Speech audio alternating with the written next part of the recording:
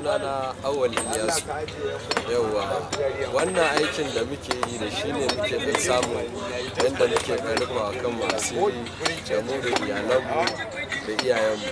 To kuma inda muke samun abin da kyau an zo an hana mu.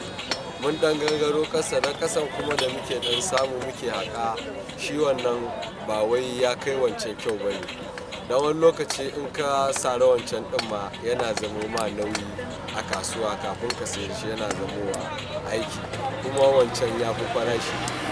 Ga jama'a bayan Allah wannan abun arziki ne na ƙasarmu kuma da ba a san da shi ba Allah ya kawo yanzu aka san da shi muke aiki. Bai kamata ba a ce an hana mu akan abin da damu ci ba mu roƙi gwamnati ba ta ba mu naira damun ba a wajen sauki ba wajen Allah muke nema. To wannan da muke neman halal ɗinmu bai kamata a ce an hana mu ba wai an kawo sojoji da wasu ma'aikata akan su hana mu. Na ɗaya ba faɗa muke ba faɗa muke da ma'aikata ba kuma ba faɗa muke da junanmu ba ko yan uwanmu. Kowa yana neman abin da zai rufa wa kansa asiri ne. To don haka ya kamata a duba mana a wannan ƙarshe yanzu wani kira za ka yi ga ɗan uwa abokan aiki ganin cewa gwamnati ta zo ta turo muku ma'aikata saboda a dakatar da ku, kana ganin cewa ba wani shirye-shirye ake bayan da za a kawo muku wasu tsare-tsare? Idan kuma an kawo tsare-tsaren wani kira kake yi ga 'yan uwa abokan aiki?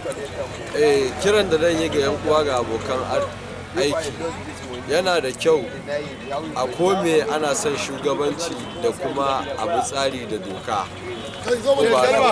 amma a gaskiya hana mu aikin nan da aka yi gaskiya ba ci gaba ba ne, saboda abinda gwamnati za ta duba akwai wayanda su suna wani yana aikata abu mara kyau sakamakon bai da shi amma kuma ya zo ya samu aiki wanda zai nema da karfinsa halal ya sa zuciya a kai yana yi.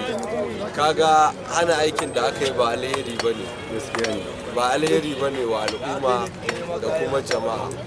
Yawa don haka yana da kyau gwamnati ta duba mana mu ma da muke aikin muna yi ne don mu taimaki kanmu da yan uwanmu kuma Allah ne kawai ya san adadin al'ummar da suke cin abinci a wannan. Mun gode, Allah ya saka da rai.